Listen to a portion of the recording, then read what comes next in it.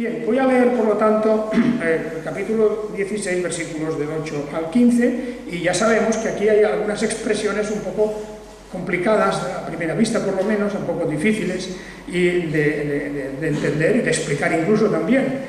No es fácil para el que hace la exposición el aclararlo absolutamente todo.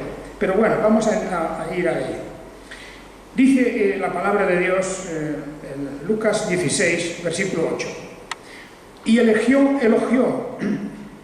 el Señor al mayordomo de la injusticia, porque había actuado sagazmente. Los hijos de este siglo son más sagaces respecto a su generación que los hijos de la luz. Y yo os digo, ganaos amigos por medio del mamón de la injusticia, para que cuando falte os reciban en las moradas eternas. El que es fiel en lo muy poco, también es fiel en lo mucho, y el que en lo muy poco es infiel, también en lo mucho es infiel. Así que si en el injusto mamón no fuisteis fieles, ¿quién os confiará las riquezas verdaderas? Y si en lo ajeno no fuisteis fieles, ¿quién os dará lo vuestro? Ningún criado puede servir a dos señores, porque aborrecerá al uno y amará al otro, o será leal al uno y menospreciará al otro. No podéis servir a Dios y a Mamón. Y los fariseos, que eran amigos del dinero, oían todas estas cosas y lo ridiculizaban. Entonces les dijo: vosotros sois los que os declaráis justos delante de los hombres, pero Dios conoce vuestros corazones, porque lo que entre los hombres es sublime, delante de Dios es abominación. Bien, vamos pues a entrar ahora en el comentario de este texto. Ese texto tiene que ver con no solo el pasaje que hemos leído. El tema que está tratando aquí es un tema que ya lo traemos desde antes.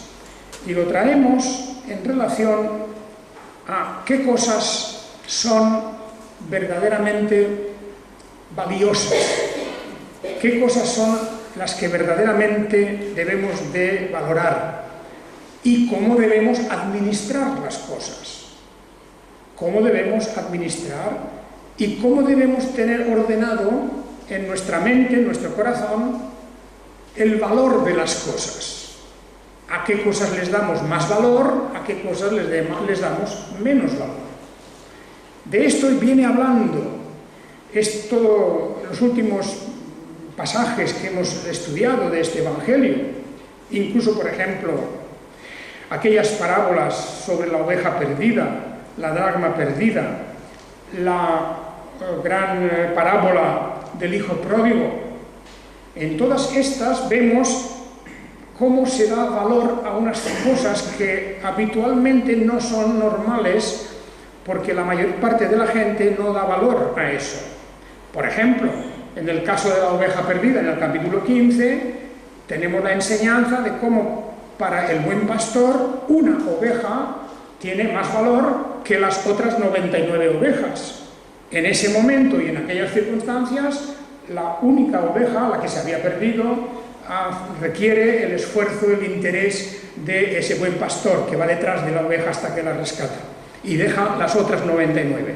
En el caso de la dracma perdida, también una mujer que tiene 10 dracmas y pierde una y no se conforma con decir me quedan 9, sino que por toda la casa va buscándola, limpia, barre, hace todo lo necesario hasta que encuentra aquella dracma perdida.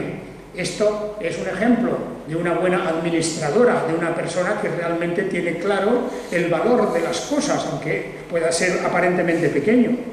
Luego teníamos la parábola del hijo pródigo, del llamado hijo pródigo, del hijo derrochador, del malgastador, de aquel joven que con cierta soberbia y con desprecio de lo que había recibido hasta ese momento de su padre, pide su parte de la herencia, pensando que él iba a ser un gran administrador, tal vez pensando que iba a enriquecerse más que iba a hacer grandes negocios, etc., se marcha a un lugar lejano y allí, como sabemos, lo despilfarra todo, se lo gasta todo y cae en la miseria, y tanto es así que aún ni siquiera tiene para comer. Ha administrado mal lo que tenía y entonces pues vuelve en sí, recapacita, se da cuenta de su error, se arrepiente, y esta es una de las grandes enseñanzas de esta parábola, y vuelve a su padre a pedir perdón y a ser recibido de nuevo, cosa que el padre hace con mucho gusto, a pesar de que su hermano mayor, que es un símbolo de la envidia y de los celos, lo rechaza y protesta por aquella recepción tan buena que le dan. Aquí también es una cuestión de administración, de fidelidad a las cosas. Esta gran parábola del hijo pródigo nos enseña muchas lecciones sobre cosas de la vida. Y luego viene una parábola que es ya en el capítulo 16, que es la parábola de este administrador, o como aquí se llama mayordomo, en el sentido de que era el hombre, el apoderado de un gran señor, un hombre rico. Un hombre rico que tenía un administrador para que se ocupara de todos sus bienes, de sus negocios, de tratar con los que venían a comprar su grano y sus animales, etc. Todo ese gran, diríamos, ese gran complejo que tenía aquí de riqueza. Y aquí podríamos pensar casi en un pequeño imperio que tenía, y que había dejado completamente en las manos de este administrador. Pero nos cuenta aquí que el administrador no había sido fiel, habían llegado rumores hasta el amo de que allí algo tenía que no iba bien, fue acusado por dilapidar esos bienes, por malgastarlos, y fue llamado para rendir cuentas, y antes de comparecer delante del Señor, pues él reflexiona y piensa, a ver cómo lo voy a arreglar esto para que no me despidan, porque si me despide me quedo sin trabajo, no puedo ya no tengo fuerzas para irme a hacer trabajos duros, trabajos de esfuerzo físico, y tampoco voy a ir a pedir limosna, me avergüenzo de eso. Por lo tanto, ¿qué voy a hacer? Y ya sabéis, os acordáis de esta historia, cómo pensó y entonces llamó a los acreedores y llamó a todos aquellos, a los que tenían que pagar, es decir, los que debían al amo, los que tenían deudas con el amo, les llamó a estos deudores, mejor dicho, y entonces arregló con ellos, hizo un plan. Empezó a rebajarles la deuda. El amo, como acreedor, no se enteró de esto, de momento. El mayordomo tenía autonomía, tenía libertad, empezó a rebajar aquellas deudas. Al que debía 100 le rebaja 100 la mitad, 50, etcétera, aquí cada uno, y los barriles de aceite, los sacos de trigo, todo lo que debían, y se los rebajó a la mitad. Y efectivamente, entonces, hemos de pensar, aquí viene una transición del versículo 7, donde se termina toda esta historia. Este es el versículo 7, el último deudor, ¿cuánto debes? Pues 100 medidas de trigo, y le dice, toma tu cuenta y escribe 80, a cada uno le rebaja algo. Y entonces entramos en el versículo 8. Lucas 16, 8. Dice, elogió el Señor. Ya tenemos aquí el primer pequeño obstáculo. Vosotros veréis que aquí en nuestra Biblia textual, hemos puesto Señor con mayúscula. Bien, eso es una interpretación, es una decisión del traductor que pone el Señor con mayúscula refiriéndose al Señor Jesús, claro. En la lengua griega, el texto no usa mayúsculas, en este caso, como no los usa en otros, y simplemente pone Kyrios, el Señor, pero no lo pone con mayúscula.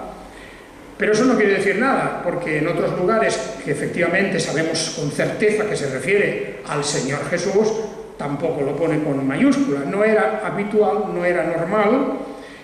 Las mayúsculas se usaban en la lengua griega principalmente, pues, si es que se usaban, que muchísimos manuscritos eran todo minúsculas, en otros eran todo mayúsculas, no había las reglas que tenemos hoy de ortografía.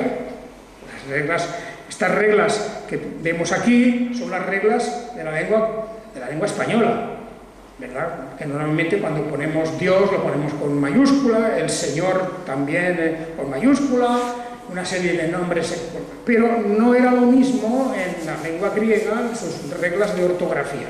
Por lo tanto, vamos a dejar esto con mayúscula, pero pensando un poquito que también podría ser con minúscula. Y entonces cambia un poco porque ¿quién es el que elogia al mayordomo que se portó mal?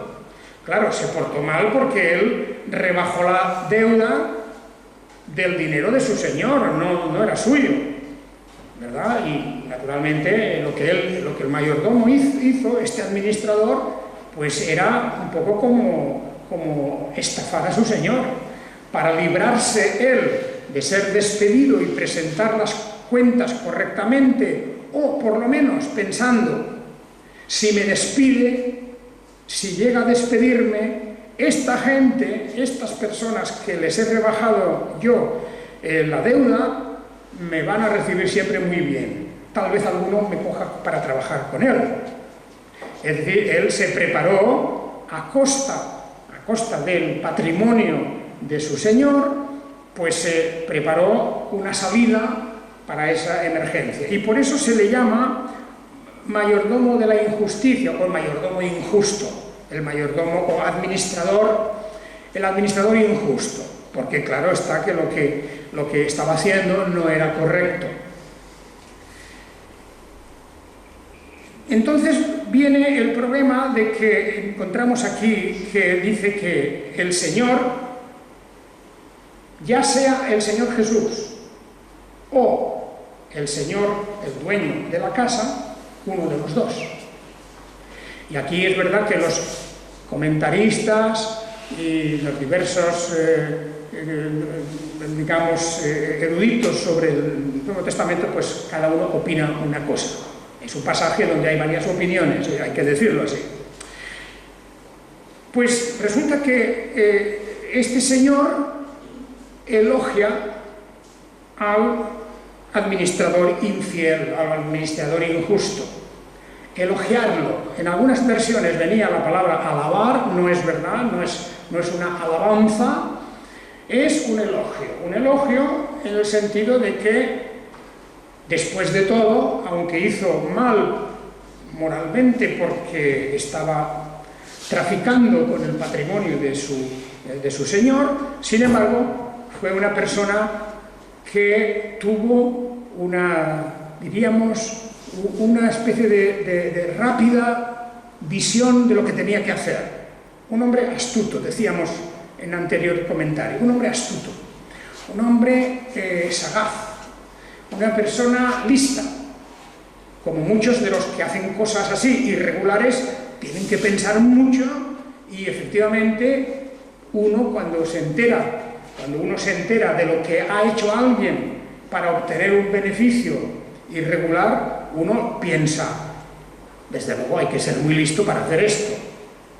No quiere decir que estemos de acuerdo, no quiere decir que alabemos o que apoyemos eso, pero hay que reconocer que todos esos timos, las estafas y ciertas formas de obtener ilícitamente el dinero, pues significan que hay una gran astucia y que han pensado mucho en lo que tienen que hacer. Y entonces, bueno, pues podemos decir, caramba, qué personaje más listo, qué persona más lista para hacer esto. No es que le estemos apoyando, no significa que estemos de acuerdo, pero reconocemos la astucia de esa acción. Por eso dice, elogió el Señor al mayordomo de la injusticia, al mayordomo injusto, al mayordomo que se había portado mal, porque había actuado sagazmente. había actuado sagazmente. Bien, pues ahí tenemos un cierto elogio o reconocimiento.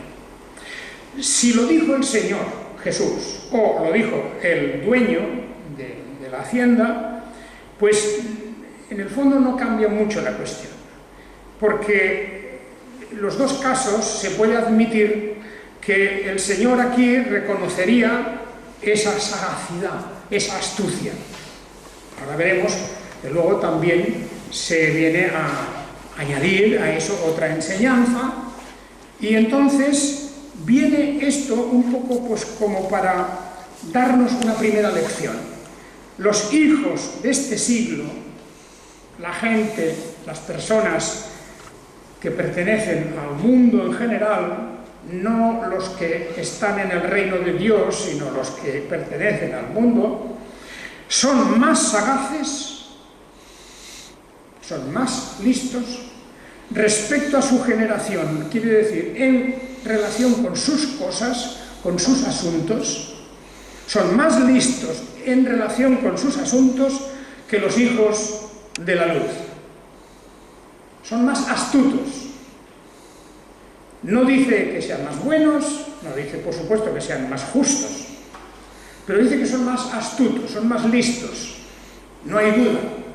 Lo normal es que dentro del pueblo de Dios, esta clase de acciones, esta manera de pensar y de actuar, normalmente no se produce o no se debe producir. El carácter cristiano es el de que ha de ser pues más ingenuo, más, diríamos, más sencillo, más simple, y que estas maquinaciones, esta astucia para obtener un beneficio no se deben usar o no se usan entre los hijos de la luz. Pero los hijos del mundo, la gente de este mundo, son más listos con relación a sus asuntos. Eso es lo que quiere decir respecto a su generación, en los tratos y en las cuestiones que tienen que ver con las cosas de este mundo y con la gente que son como ellos. Y ahí vemos, eso es verdad, cuando contemplamos lo que es en general la vida de la sociedad, no hace falta más que coger los periódicos o si pudiéramos tener acceso a todos los problemas que hay en los juzgados, los pleitos, las estafas, el incumplimiento de los compromisos, el quebrantamiento de los contratos y tantas cosas como se acumulan. Eso lo podríamos ver eso en los juzgados, ¿verdad? Porque los juzgados son los que tratan normalmente de todas estas cuestiones, donde siempre de alguna manera hay algo que se ha hecho mal. Se ha hecho mal. En los asuntos de este mundo, los hijos de este siglo son más listos. Y los hijos de luz, los creyentes, son más ingenuos. Esa es la primera lección que se nos da aquí, porque mirando a lo que hizo este mayordomo, este administrador, hay que decir, vaya hombre listo, pero eso no está bien. No, indudablemente, no está bien. Hay algo que no funciona bien. Eso lo dice, además, lo podemos ver en el versículo 10, ya llegaremos al 8 y al 9, pero en el 10 dice algo que es importante: el que es fiel en lo muy poco, también es fiel en lo mucho. Y el que en lo muy poco es infiel, también en lo mucho es infiel. ¿Qué os parece? ¿Este administrador fue fiel? Indudablemente que no. No fue fiel en la parte que él tenía, vamos a decir, en lo poco, aunque relativamente parecía mucho, pero él solamente tenía que administrar, no era el dueño. En la parte que a él le correspondía era administrar fielmente. En eso no fue fiel. La primera lección que aparece, pues, de este texto es que el administrador no fue fiel. Es una lección para nosotros, desde luego. Jesús no está hablando aquí de un problema legal ni de moral en general. Es una palabra que él dirige a sus discípulos, a su iglesia, a todos nosotros, aunque habían allí también los fariseos que estaban escuchando. Los fariseos eran israelitas, eran parte del pueblo de Dios además, ¿verdad? Y además estaban sus propios discípulos. Pero la lección aquí en el versículo 10 es muy importante, y me voy primero al versículo 10 porque es necesario anticiparme un poquito a la enseñanza para que entendamos mejor un poco el 9. Si uno no es fiel en las cosas pequeñas, menos va a serlo en las cosas grandes. Eso es una ley, porque quiere decir que su mentalidad, la mentalidad de esta persona, es que incluso en cosas pequeñas hace trampas, o se porta mal, o no tiene en cuenta las reglas de la ley de Dios. Aunque sea algo pequeño, uno puede decir, bueno, es que esto no tiene importancia. Uno puede en la vida andar más o menos despreciando la honradez cuando uno dice, bueno, pero es que esto es una cosa muy pequeña, esto no tiene importancia. Bien, materialmente puede ser, es verdad, uno puede decir no tiene importancia, al fin y al cabo esto no es una cuestión esencial, pero si esa mentalidad, esa forma de pensar va cristalizando y se va apoderando de nuestro corazón, el día que nos encontremos con una cosa importante, como administradores de algo importante, por ejemplo, de cosas de la Iglesia de Dios, también, cosas del reino de Dios, entonces ya nuestra mente está viciada.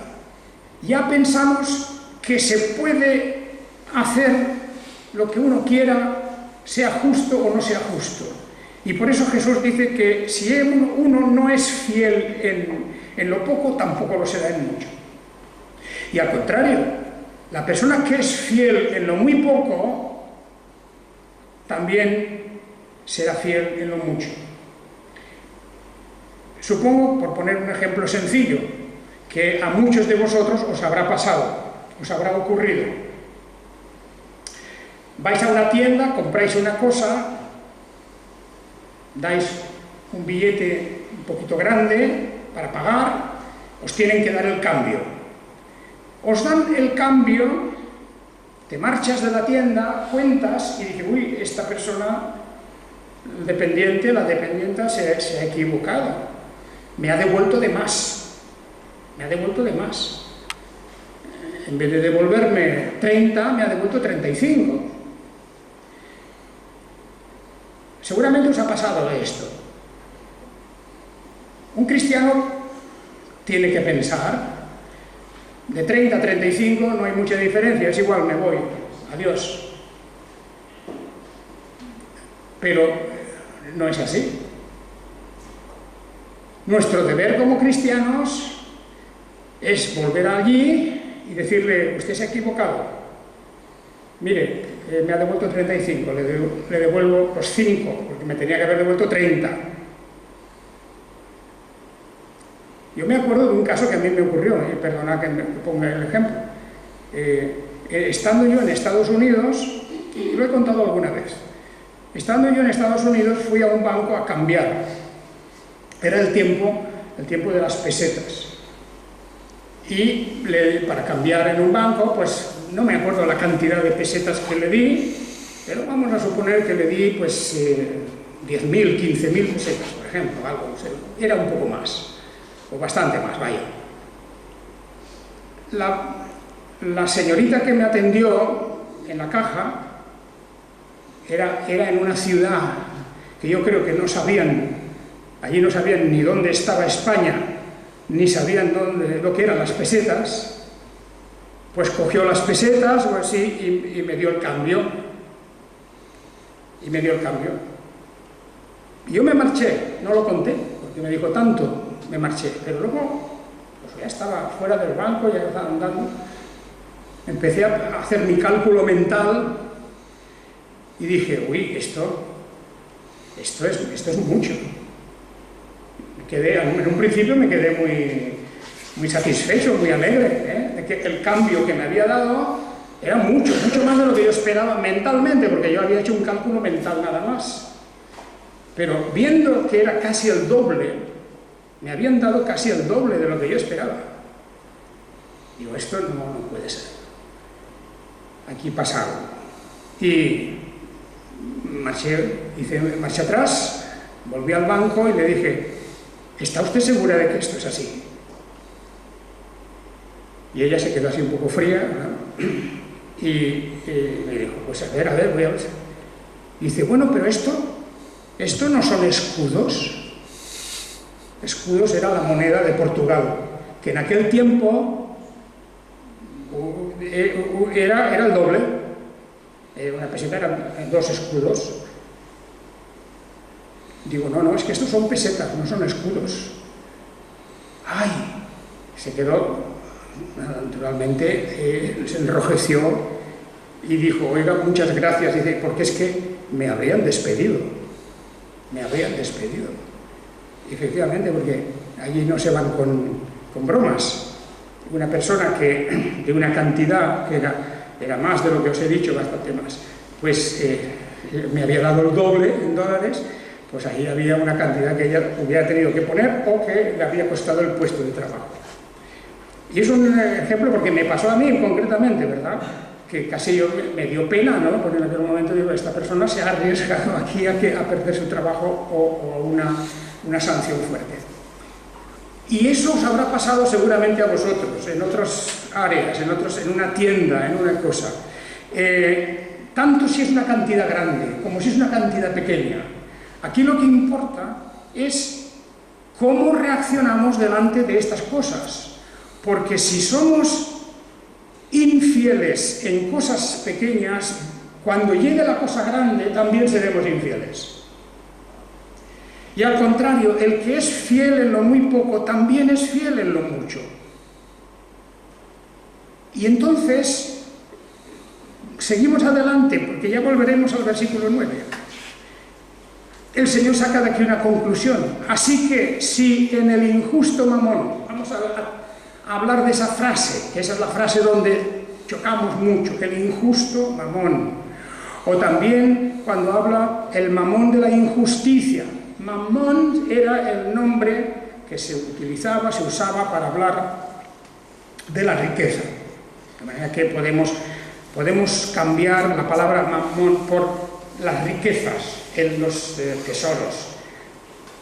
Era una divinidad que en Grecia sería el equivalente a la divinidad Plutos, el dios de la riqueza. Era el dios de la riqueza. Y dice este versículo, podemos traducirlo, el versículo 11, así que si en las riquezas injustas, ahí está el problema en la palabra injusta. Injusta, aquí se usa en contraposición a las riquezas verdaderas. Fijaos el versículo 11. Así que si en el injusto mamón no fuisteis fieles, ¿quién os confiará las riquezas verdaderas? Riquezas verdaderas es lo contrario de lo que llama el injusto mamón o la riqueza injusta. Pero verdadero no es lo contrario de injusto, sino falso. Y nuestro entendimiento, nuestra forma de entender esta palabra, aunque el texto en griego pone adikia en principio es injusto o injusticia, pero simplemente es una manera de referirse a las riquezas que no son las verdaderas, las auténticas, que es una contraposición aquí entre las riquezas de este mundo, que son las verdaderas. Por eso Jesús ya había advertido, no os hagáis tesoros en la tierra, porque esos tesoros se corrompen, porque esos tesoros no los podemos sacar de la tierra, no los podemos llevar, hemos venido sin nada y saldremos sin nada. No pongáis vuestro corazón en esas riquezas, y tantas enseñanzas de la Biblia sobre las riquezas de este mundo. Que no es que el tenerlas no es que sea un pecado, pero que no son las verdaderas y auténticas riquezas, no son el auténtico tesoro. Y por eso se le aplica las riquezas de injusticia. La injusticia quiere decir lo que es contrario a lo auténtico, lo que es contrario a lo verdadero. Si queréis, contrario a lo justo, pero no justo en el sentido de honrado, sino de que no tiene la naturaleza de la verdad, no tiene la naturaleza de lo auténtico, de lo real.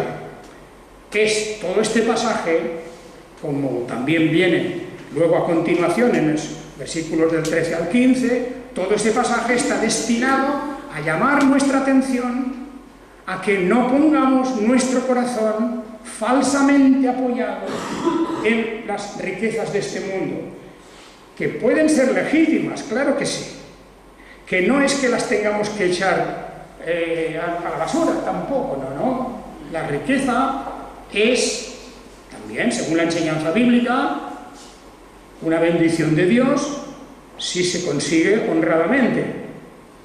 Es una bendición de Dios. Y, por otro lado, estamos hablando aquí de cómo es necesario ser fiel en la administración de las cosas que hemos recibido. De manera que son dos grandes enseñanzas. Son dos grandes enseñanzas. Como el Señor nos dice: no pongáis vuestro corazón en las riquezas inciertas, en las riquezas falsas, aparentes, en las riquezas que no son las definitivas, que no es la riqueza de la justicia, de la verdad, del amor, de la verdadera libertad cristiana. No son, esos son verdaderos tesoros de la salvación, del amor de Dios hacia nosotros. Todo eso es el tesoro espiritual que tenemos, y todo lo otro es algo que Dios puede poner en nuestras manos, pero cuidado, eso no es nada más que un espejismo que dura poco. Es una imagen que pronto se va a desvanecer. Después de nuestra vida, toda esa riqueza nosotros ya no la podemos disfrutar para nada. Por lo tanto, es muy importante qué hacemos con esa riqueza, si la tenemos, y en cierta medida todos tenemos algo que podemos disponer de ello. No hace falta ser gran multimillonario. Dios nos dice, hay cosas necesarias, básicas que necesitamos cubrirnos, vestirnos, necesitamos comer, necesitamos un techo. Muy bien, hay las cosas básicas que el Señor aprueba que las tengamos. Si nos da más, y en muchos casos Dios ha bendecido a muchas personas dándoles más, entonces también tenemos que pensar, ¿qué hago yo con esto? Y entonces volvemos al versículo 9. Y yo os digo, ganaos amigos por medio del mamón de la injusticia. Ojo, ya hemos dicho, por medio de las riquezas temporales. Las riquezas que no son las verdaderas riquezas. Las riquezas que no representan los valores de la fe, el amor, no representan el valor ni siquiera de lo que es la justicia. En sí mismas las riquezas no lo representan. Por lo tanto, ganaos amigos por medio del mamón de la injusticia, para que cuando falte esa riqueza os reciban en las moradas eternas. ¿Qué es esto? Bueno, en el fondo es sencillo. Si tenemos esa riqueza, si Dios nos ha dado más de lo que necesitamos, ¿en qué vamos a usarlo? Bueno, podemos hacer, por ejemplo, lo que hizo aquel joven, el hijo pródigo. ¿Está bien hacer eso? Podemos decir, yo tengo toda esta abundancia, me voy a divertir. Y efectivamente así lo hizo. Y en poco tiempo derrochó todo el dinero, se quedó sin nada. todo lo que tenían no les sirvió más que para un momento de diversión, para un tiempo de diversión, de gozo, de toda aquella alegría falsa que te puede dar el dinero, pero que luego cuando se termina el dinero se terminó todo. Incluso te queda un muy mal sabor de boca, porque recuerdas, entonces te arrepientes, ay, lo que yo podría haber hecho con ese dinero, ay, lo que yo podría haber hecho, lo podría haber invertido, podría haber sacado un rédito, podría haber beneficiado a muchos. Y esto es a lo que viene aquí el texto. Ganaos amigos por medio de esas riquezas. Es decir, haced el bien por medio de esas riquezas. La enseñanza bíblica es que Dios nos da las cosas para que también aprendamos a compartir. A compartir. El carácter cristiano es un carácter de desprendimiento y de generosidad. Lo contrario es el egoísmo, es decir, yo esto me lo guardo todo por si acaso. Y entonces uno puede encerrar todo de alguna manera, de forma que uno no comparta nada.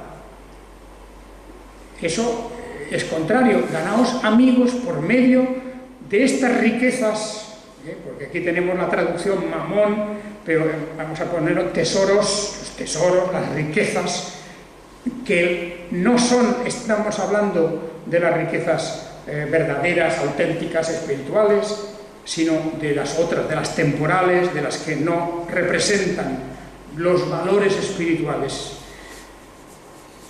¿Por qué? Pues porque cuando esa riqueza falte, os reciban, dice, en las moradas eternas. Quiere decir que igual que el mayordomo injusto pensó, si yo hago esto me gano amigos, y cuando me despidan me recibirán en su casa y tal vez me recompensen y tal vez me den un trabajo o tal vez me den de comer. Ese era su cálculo. Estaba haciendo una cosa que en el fondo estaba mal, porque lo había hecho mal, detrayendo de su señor una parte de aquellas deudas que tenían esos deudores, pero en el fondo él estaba haciendo una cosa que le iba a beneficiar en cuanto a su futuro, porque dice, le preocupaba su futuro. Y por eso dice, los hijos de este siglo son más listos o más sagaces en cuanto a las cosas de su tiempo, las cosas de ese mundo respecto a su generación, que los hijos de la luz. Y los hijos de la luz pueden caer en un gran error, es lo que viene a decirnos, y es que de lo poco que Dios nos haya dado, tenemos que ser fieles. En lo poco que Dios nos ha dado hay que ser fieles, porque también cuando tengamos mucho lo seremos. Cuando tengamos mucho lo seremos. Eso es muy importante. Tener una mente completamente volcada hacia el prójimo, hacia los demás. Por eso, si en las riquezas de este mundo no somos fieles, dice, ¿quién os confiará las riquezas verdaderas? Ahí está la explicación de lo que quiere decir el mamón de la injusticia o el injusto mamón. Si en la riqueza injusta, en la riqueza que no tiene valor real, si no fuisteis fieles en eso, ¿cómo se os confiará las riquezas verdaderas? Para nosotros, las riquezas verdaderas son los valores espirituales del Evangelio, que, entre otros, incluye la honradez. La honradez, el amor, la paciencia, la benignidad y tantas otras cosas como se reflejan en la relación con nuestro prójimo. Hemos de administrar esas cosas, esos valores para hacer el bien. Muchas veces me he referido yo aquí a personas de grandes riquezas cristianas que han hecho mucho bien para la obra de Dios. Conocemos casi todos la historia de los Gedeones, por ejemplo, esa organización que reparte Nuevos Testamentos por todo el mundo, o Biblias por todo el mundo, gratuitamente. Esa obra de los Gedeones es una obra que proviene de personas muy ricas, cristianos muy ricos, que dieron una gran parte de su riqueza precisamente como fundación para sostener esa obra. Pero como estas hay muchas en el mundo cristiano, hay muchas fundaciones, hay muchas organizaciones que han recibido donaciones muy importantes de hombres o mujeres cristianos muy ricos.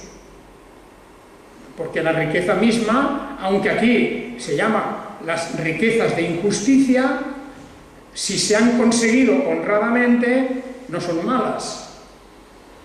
Son riquezas que comparadas con la riqueza espiritual no tienen valor. Pero ganaos amigos con esto. Ganaos amigos. No ya personalmente, ni siquiera para el hecho, como hemos hablado tantas veces, de nuestro beneficio particular. No. Pero ganaos amigos porque utilizando bien esas cosas, lo que hagamos a cualquier persona necesitada es como si lo hiciéramos al Señor. El otro día os referí al texto bíblico del juicio final. Y en el juicio final, el Señor Jesucristo, que no va a preguntarle a nadie si era católico o arminiano o calvinista o episcopal o bautista o nada de todo eso no va a salir en el juicio. En el juicio va a salir una pregunta muy concreta. Cuando se para el Señor a unos a su derecha y a otros a su izquierda, dirá: bienaventurados vosotros, porque estuve hambriento y me disteis de comer, tuve sed, me disteis de beber, estuve desnudo, me cubristeis, estuve en la cárcel y me visitasteis. Y todos dijeron: Señor, ¿eso cuándo lo hemos hecho? Y el Señor dirá: mira, como lo hicisteis a uno de estos pequeños, se refiere a los pobres, lo hicisteis a uno de estos, lo habéis hecho a mí. Y en el otro caso dirá lo contrario: a vosotros que no habéis hecho estas cosas, pues apartaos de mí. A uno les dirá: venid, benditos de mi Padre, venid conmigo, y a los otros les dirá: apartaos de mí. ¿Es esto una salvación por obras? No, claro que no. Es simplemente los frutos de la fe. La fe tiene sus frutos, opera a través de los frutos. No es posible decir yo tengo fe y luego resulta que no hay ningún fruto de eso. Eso es imposible. Me refiero que, claro, que es, lamentablemente, es real, porque hay mucha gente que dice yo tengo una gran fe y se pueden poner como el primero de los cristianos y luego a la hora de la verdad no tener frutos. Y de eso ya habla el Evangelio de Juan, capítulo 15 y otros textos bíblicos. La fe sin frutos es muerta. La fe sin obras es muerta. Y eso hemos de grabarlo en nuestro corazón, hemos de grabarlo en nuestra mente. El Señor quiere que a través de la fe y a través del verdadero amor al prójimo actuemos según nuestras posibilidades, en la honradez, en la generosidad, en todo lo que sea posible, cada uno con su libertad de hacer como quiera, con lo suyo, naturalmente que sí. Naturalmente que sí. No, esto no es una cuestión de investigar unos lo que hacen los otros. Es una cuestión de que delante de Dios sepamos responsabilizarnos de administrar bien las cosas. Sobre todo cuando tenemos abundancia, cuando tenemos mucho más de lo que necesitamos. Podemos cubrir todo lo que necesitemos, aún incluso ampliando el campo de las necesidades, todo lo que nos parezca bien, no hay nada malo en eso. Pero nos acordamos del que no tiene nada Y esa es una cuestión que no es demagógica, es una cuestión bíblica 100%. Hemos de tener en cuenta eso. Hemos de tener eso en cuenta. En la medida que podamos. Las riquezas de este mundo, este mamón de la injusticia, este Dios que se convierte realmente en las grandes riquezas en el corazón del incrédulo, se convierte en un Dios. ¿Os acordáis de aquel joven rico que ya no solamente era rico, sino que además el Dios suyo, que era la riqueza, le estaba dando una falsa seguridad? Una falsa seguridad. Era joven y por lo tanto no pensaba en la muerte. Entonces él decía, pues mira, ahora con estos graneros tan espléndidos que me he construido, enormes graneros, llenos a rebosar de todo lo que es necesario para vivir, aquí tengo grano, pero con eso también tengo dinero, lo puedo vender y tendré para toda mi vida. Y se sentía seguro.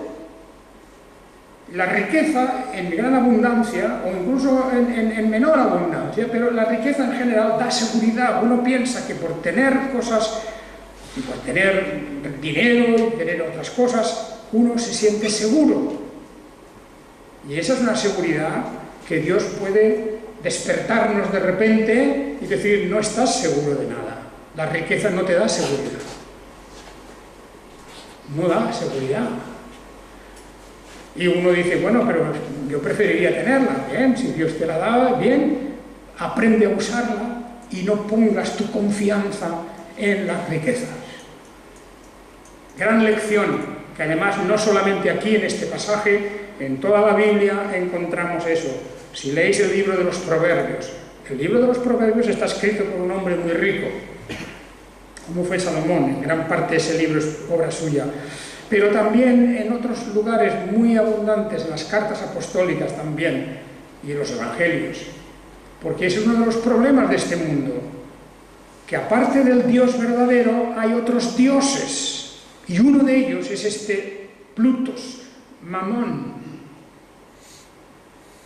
el Dios de la riqueza. Qué atractivo es. Cuánto nos gustaría al ser humano, quiero decir, al ser humano, cuánto le gustaría al ser humano tener el favor de ese Dios. Y por eso hay tantos y tantos que adoran a ese Dios, le sirven, viven para eso. Y hoy día, en el día de hoy, ya no quiere decir que tengan una imagen de una divinidad, no, simplemente es que la riqueza pura y dura, eso es la razón de su vida. Y el Señor, como le dijo al joven rico, puede decir, necio, esta noche vienen a pedir tu alma. ¿Qué será de todo lo que has almacenado? Hagamos una reflexión profunda para que podamos utilizar las cosas en su debida manera. Seamos fieles en lo poco, porque Dios nos pondrá entonces en lo mucho, nos dará también la posibilidad de ser administradores de las cosas de su reino. Que el Señor os bendiga a todos.